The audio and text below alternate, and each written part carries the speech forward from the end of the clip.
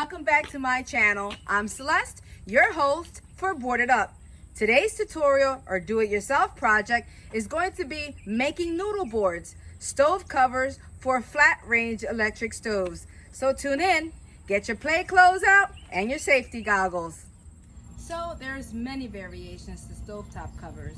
Today I'm going to actually give the tutorial on how to use these with the multi-boards.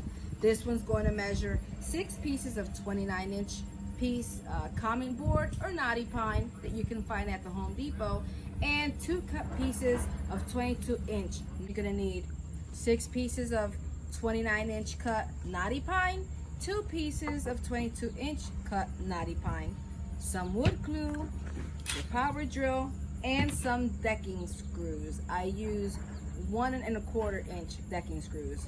So let's get started.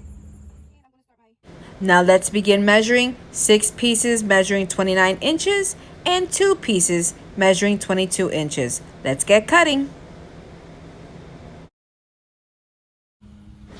When you are done cutting your board, now begin to align your lumber. If you want the knots to be showing on your surface, face the knots towards you. If you want the knots to be at the bottom of the stove cover, face them down.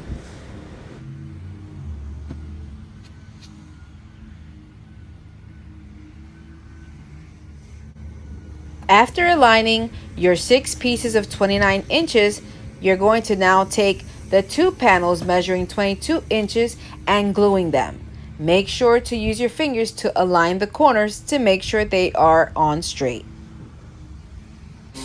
After letting the glue dry for approximately 25 minutes, you can flip your board over, then start to screw down each panel. Use 1 or 2 1 1/4 inch decking screw per each panel. That's a personal preference. This is your board and it's complete. In the future videos, tune in and I'm going to show you how to finish it, paint it, stain, and add the hardware. Stay tuned.